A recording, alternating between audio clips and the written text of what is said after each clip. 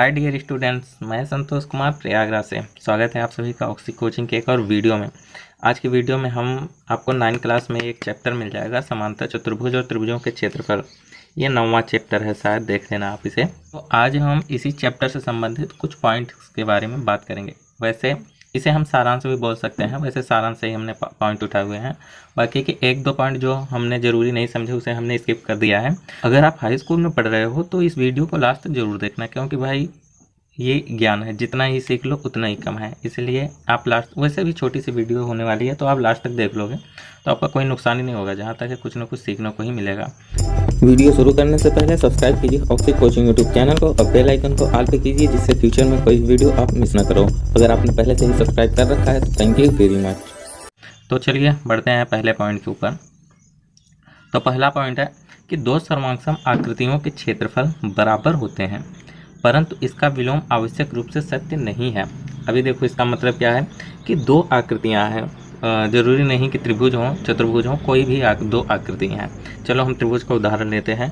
तो कोई भी दो आकृति हैं और दोनों ही आकृति अगर सर्वांगसम है, सर्वांगसम का मतलब आप समझते ही हो, ठीक है, सभी अंग समान, बेसिक इतना ही।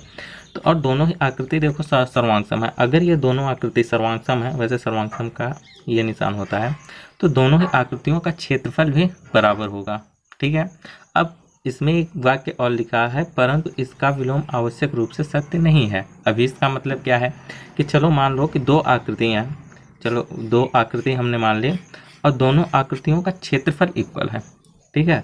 अब क्षेत्रफल इक्वल होने पे क्या होगा कि जरूरी नहीं कि वो सर्वांगसम भी हो। देखो सर्वांगसम आकृतियों का क्षेत्रफल बराबर होता है, ये जरूरी है, परंतु बराबर क्षेत्रफल वाली आकृतियां जरूरी नहीं कि आपस में सर्वांगसम हो। आई होप कि आप समझ गए होंगे पहले पॉइंट को। पढ़ते हैं दूसरे पॉइंट पे, वैसे काफ़ी बड़ा है। तो देखो दूसरा पॉइंट है, दो आकृतियां एक ही आधार और एक ही समांतर रेखाओं के बीच कही जाती हैं यदि उनमें से एक उभयनिष्ठ आधार हो तथा उसी आधार के सम्मुख प्रत्येक आकृति के शीर्ष उस आधार के समांतर किसी रेखा पर हों। वैसे दूसरा पॉइंट काफ़ी बड़ा हमने पढ़ दिया, परंतु मतलब तो तब निकलेगा ना कि जब आपको इसके बारे में पता भी चलेगा। तो देखो दूसरे का मतलब है कि दो आकृतियां हैं और दोनों ही आकृति एक ही आधार और एक ही समांतर रेखाओं के बीच कब कही जाती हैं, उसकी एक शर्त है कि चलो देखो दो आकृति हैं, हम त्रिभुज लेके बता रहे हैं, ज़्यादा डिटेल में आप समझोगे।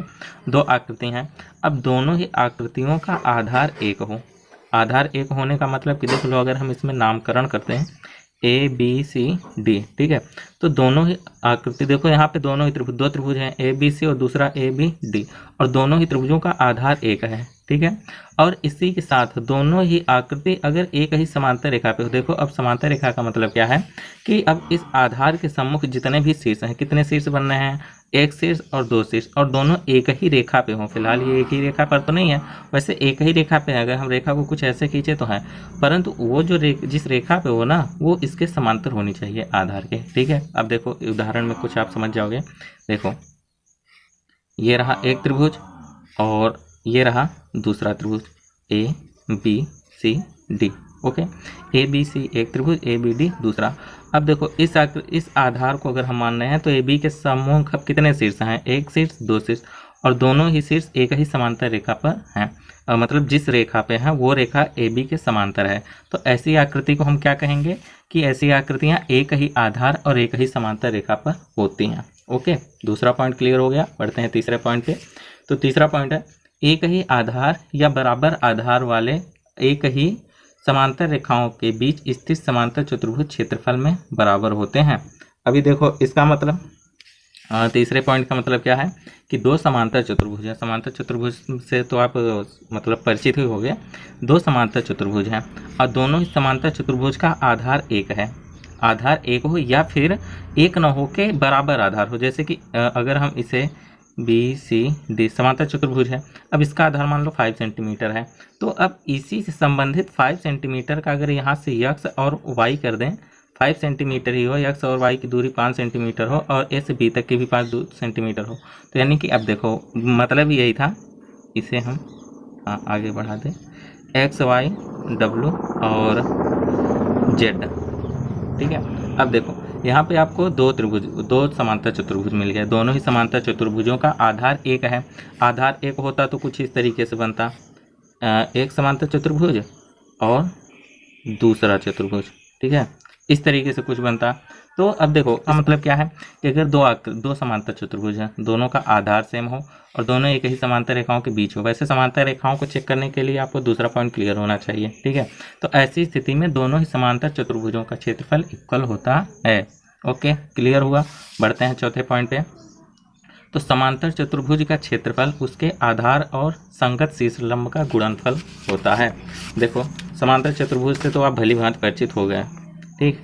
ये रहा समांतर चतुर्भुज। अब हमें इसकी क्षेत्रफल निकालने की ज़रूरत हो गई, ABCD। अभी हमें इसका क्षेत्रफल निकालने की ज़रूरत होगी। भाई ये वर्ग होता या फिर आयत होता तो क्षेत्रफल निकल जाते हैं, लंबाई और चौड़ाई का मल्टीप्लाई कर देते तो क्षेत्रफल तो निकल जाता है। लेकिन अभी समांतर चतुर्भुज है, अब इसका क्षेत्रफल कैसे निकालेंगे? उसके लिए अगर आपको चौथा पॉइंट पता है तब तो आप आसानी से निकाल लोगे। और इस पॉइंट के अंतर्गत क्या कर रहा है कि समांतर चतुर्भुज का क्षेत्रफल निकालने के लिए आप किसी भी भुजा को आधार मान लो। हमने आपसे बताया कि किसी भी आकृति का आधार नहीं होता, हम अपनी इच्छानुसार मान सकते हैं। तो आधार मान लो। अब इसी आधार से संगत शीर्षलंब हो। शीर्षलंब का तो मतलब जानते ही हो कि यानी कि इसके शीर्ष से इसी आधार पे लंब डाला गया हो, ठीक है। इसी आधार से संगत शीर्षलंब हो तो हम इस आधार का मल्टीप्लाई इस शीर्षलंब के साथ कर देंगे तो समांतर चतुर्भुज का क्षेत्रफल निकल जाएगा। अब बहुत लोग मिस्टेक कर देंगे, इसका मल्टीप्लाई इसके साथ कर देंगे, तो ऐसा नहीं है, हमें शीर्षलंब के साथ करना है, लंब के साथ करना है। ओके, आई होप कि आपका ये क्लियर हो गया होगा। बढ़ते हैं पाँचवें पॉइंट पे। पाँचवा पॉइंट, एक ही आधार या बराबर आधारों वाले और बराबर क्षेत्रफलों वाले समांतर चतुर्भुज एक ही समांतर रेखाओं के बीच होते हैं। वैसे ये तीसरे ऑप्शन का ही विलोम है, लेकिन विलोम भाई दे दिया है।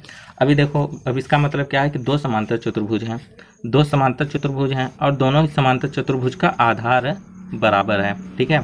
आधार बराबर है या फिर हो सकता है कि दोनों ही समांतर चतुर्भुज एक ही आधार पे हों, तो और उनका क्षेत्रफल भी बराबर है, ठीक। तो ऐसी स्थिति में दोनों ही चतुर्भुज एक ही समांतर रेखा के बीच में होंगे। क्लियर। चलो आते हैं छठवें पॉइंट पे।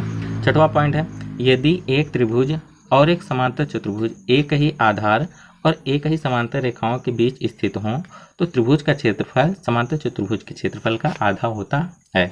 अभी देखो इसका मतलब कि एक समांतर चतुर्भुज, इसमें देखो दोनों ही आकृति ले ली, एक समांतर चतुर्भुज ले लिया, ओके, और एक त्रिभुज ले लिया।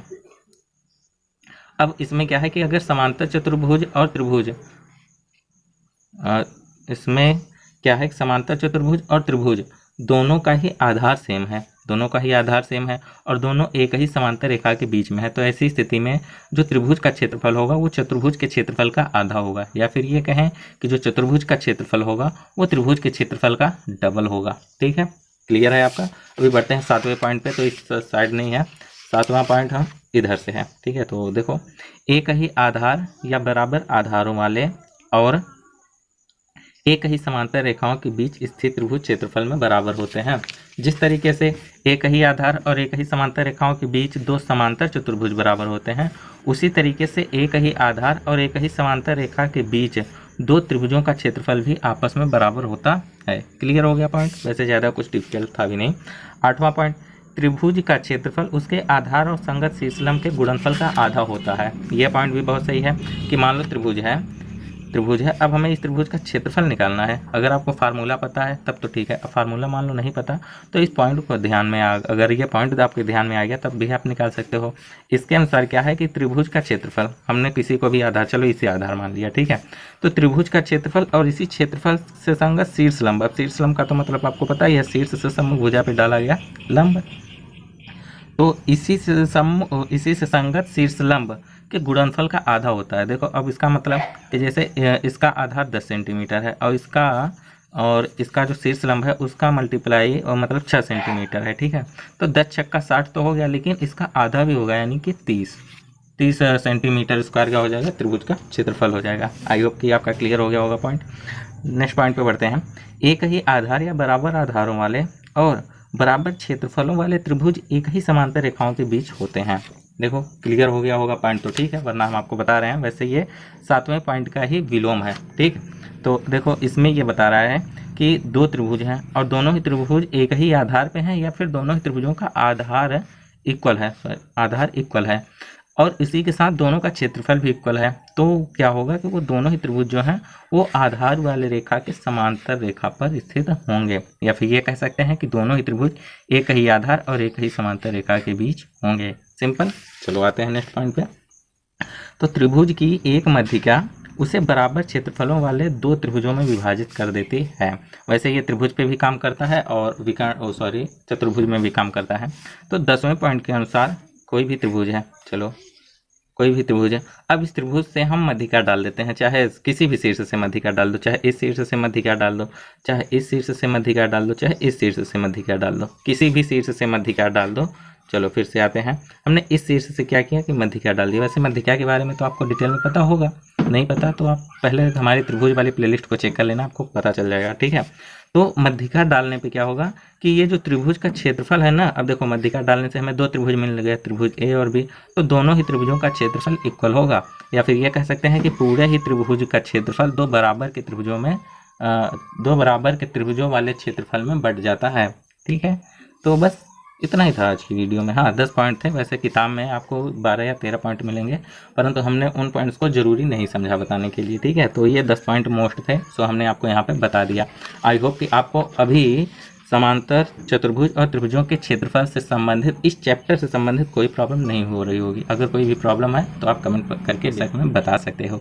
सो फिर अब वीडियो को यहीं पे समाप्त करते हैं। आप कमेंट में इस वीडियो के बारे में आप अपनी राय भी बताओ, और अगर आपका मैथ से संबंधित कोई क्वेश्चन है या फिर कोई टॉपिक है जिस पे आप वीडियो देखना चाहते हो तो आप बेशक कमेंट कर सकते हो, या फिर टेलीग्राम पे आके हमसे पूछ सकते हो। सो फिर मिलते हैं आपसे नेक्स्ट वीडियो में, तब तक के लिए बाय बाय, टेक केयर, ख्याल रखना अपना, बाय।